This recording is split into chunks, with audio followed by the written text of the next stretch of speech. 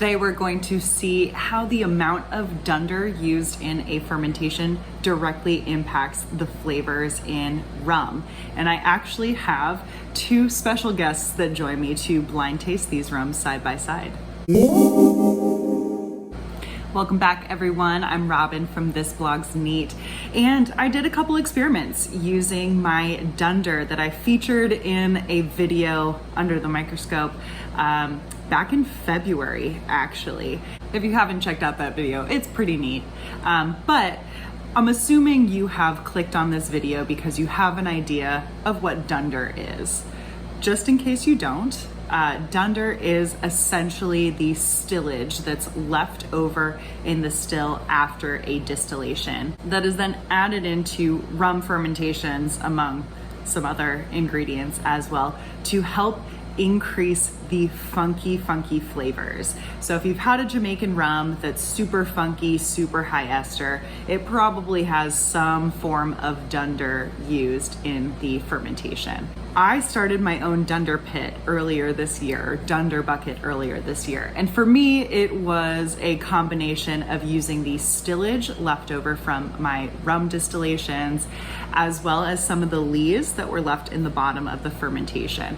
So there were definitely some microbes that were in that Dunder. Again, you get to see them under the microscope in the video that I posted months ago. But anyways, I wanted to see how using varying amounts of the Dunder in the rum fermentation would actually impact the flavors of the rum. So I made two rums. One was made using 20% Dunder in the fermentation, and the other was made using 40% Dunder in the fermentation. Everything else was kept consistent. So they used 1 gallon of grandma's molasses, as well as water to fill it up to the 5-gallon mark. And I pitched both of them with Red Star Distiller's yeast. The specific gravities of both of these were slightly different. So my 20% Dunder fermentation had a starting specific gravity of 1.096. Whereas the 40% Dunder fermentation had a specific gravity of 1.099 to start. Now, the fermentation that had 40% Dunder in it gave me a little bit of trouble starting. It was quite challenging to get it to start and to get it to ferment out, and it didn't ferment out all the way. The final specific gravity of the 40% Dunder fermentation actually only got down to 1.027, whereas the fermentation with 20% Dunder in it got down to 1.015. So it didn't ferment out dry, but that's pretty on par for molasses fermentations. There are some sugars in there that just aren't going to get broken down by the yeast. They're just not readily fermentable sugars for the yeast. I let both of these ferment for a little over a month. That's what they needed, I guess. And then I distilled them both the same. The yield for the 20% Dunder fermentation was a little bit higher than the yield for the 40% Dunder fermentation. As I said, the specific gravity did not get down quite as low as the 20% Dunder fermentation, so yield was obviously lower. But the distillation cuts for the first and second distillation, I kept exactly the same. And as I was finishing up the final distillation for the 40% Dunder rum, Jerry and our friend Zachos, or Ryan, walked into the door and I said, "Do you guys want to taste some rums?"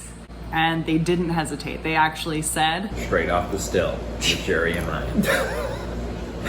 Straight off the still, you know what I'm saying? Now, I didn't give Jerry and Zachos any heads up of what they were tasting, other than it was 2 white spirits straight off the still at 70% ABV, and I just had them taste them blind. So you're not telling us anything? They're 70% ABV. So let's check out their tasting notes. Jerry, you might recognize me from some Sabre at Homes. I'm Ryan. You might not recognize me at all because I haven't been in any of these. This is my first one. Behind the scenes. Behind the scenes. Taste A. A. Right off the still. Straight off the still. Still haven't found what I'm looking for. Hey! You know what I'm saying? Cheers. We're about to find it right now. Oh. What are the candies that Grandma always has? A Werther's Original, dude. Yes. Wow. Like that vanilla caramel. Yeah, I was almost getting more of a sugary, like a cotton candy kind of thing too. Mm-hmm. Definitely sweet. Very sweet. Like a funky, fruity thing behind it. Still don't know my name. Love Very that good. song. That was The very good. Labyrinth. Yeah. Yeah, it's my guy.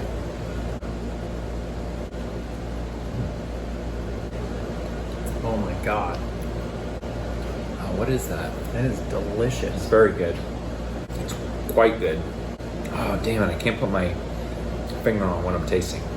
My brother, in his stocking at Christmas, always used to get hot tamales That's kind of sick. in the box. Not like a hot, not like Okay. an actual tamale.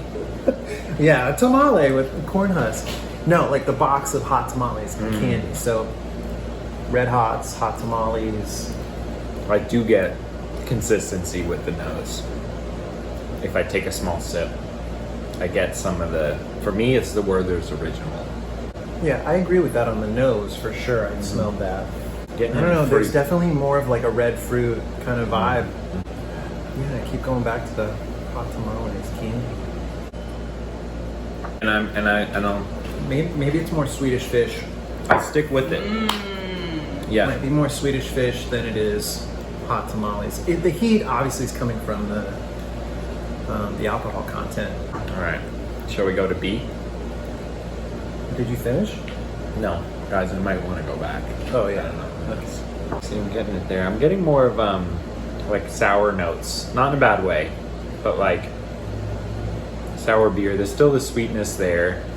I'd say it's similar to A. You ever had like the golden berries? Yes. I'm getting Yes. more like there's sweetness in a fruit, Yeah, but yeah. like you said, it's not necessarily sour or bitter, but it's muted sweetness. And yeah, I like that. the golden berry. Golden berries. Is this distilled golden berries? Yeah, it kind of Yeah, smells I like, like that. golden berries. Yeah, definitely a difference between the two. Yeah, I'm almost getting like something a little more vegetal with this one too, but Yeah, no. I just got that on the palate. And I know I jumped ahead, but it has a better mouthfeel for me. This one was drying. This one is making me salivate for sure. yes. And I get more of like a vegetal note on it. Yeah. Still has the sweetness, but almost like pushes towards not the smoky side, but like pushes towards almost like a mezcal type vibe. Yeah. Yeah, that's very well described. Thank you. You're welcome. What is that drink? Is it like, are there aloe drinks? There are now. Yeah. Yeah, like I've had like a hydrating. Yeah, like an aloe drink. water kind of thing. Like, yeah, it definitely has that vegetal sort of thing, but still Yeah. some sweetness and on the nose for sure. That like the golden berry thing. Yep. I'd say B on the palate is more one-dimensional. Okay.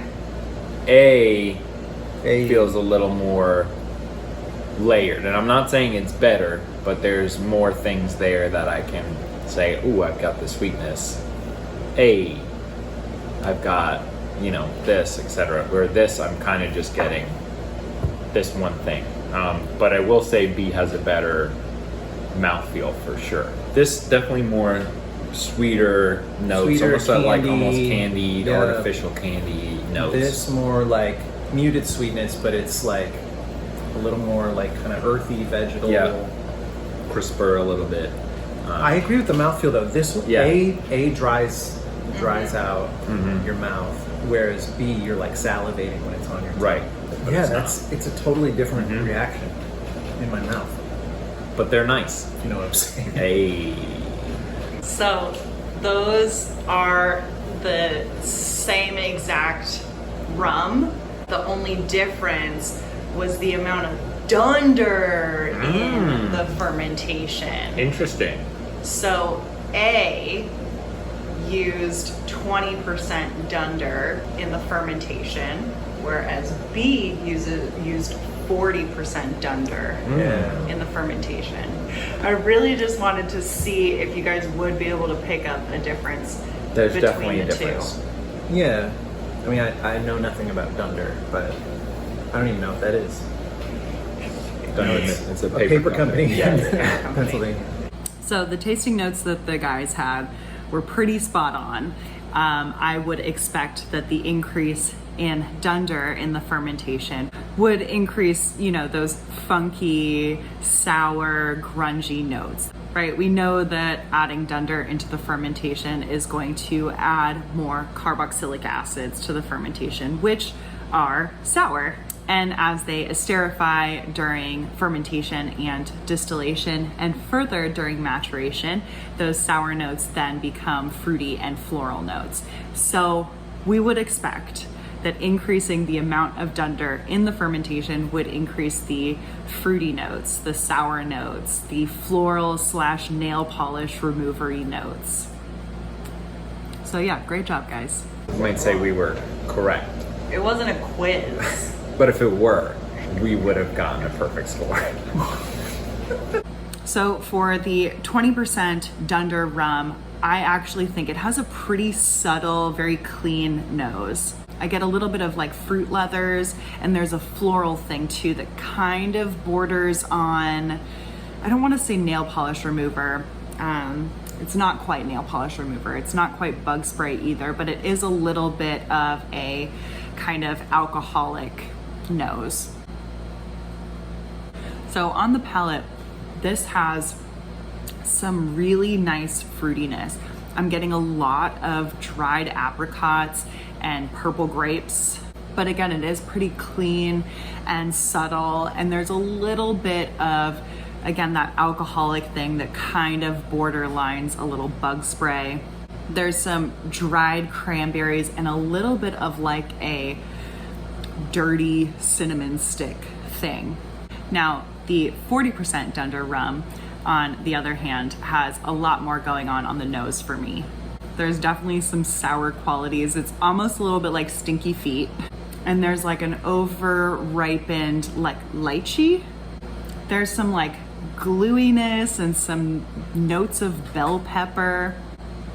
There's like stinky, sour butter pickles and a little bit of that nail salon thing. This one also has a lot of fruit, but they're very different. There is still that like dried apricot thing, but I'm also getting a lot of figs. And there's, again, that dried cranberry thing. So there are similarities between the two of these, but this also has like a slightly rubbery and nail salon-y thing going on. Maybe I'll try these at a lower ABV. Let's add some water. Let's see. 43. Okay, 42 and 43. All right.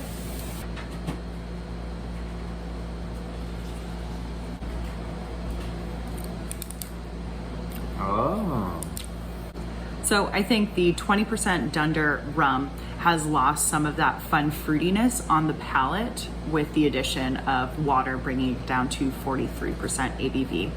It's got more of those like citrusy, coconutty notes that I would associate with like sunscreen, and a little bit of like a grassiness, like palm frond. Sounds like my tasting notes are skewed towards very tropical things. And then on the palate, there's a lot more spice that comes forward, and I'm really not getting those nice apricots on the palate. So the 40% Dunder rum has more of those like sour notes that present themselves on the nose, but on the palate, it really maintains that fruitiness, and it's really nice. So either one of these, I think, are pretty decent rums. I'm going to definitely compare these alongside a rum that's made using no Dunder at all, just molasses, water, and yeast, as well as the same rums using my Dunder that has been aging. So that's going to be an entirely different video because I will be looking at things under the microscope and talking a lot more about kind of the life cycle of Dunder and kind of the stages that I've observed mine going through. Let me know in the comments if you think using my aged Dunder is going to have any impact on the flavors that I get in the final rum.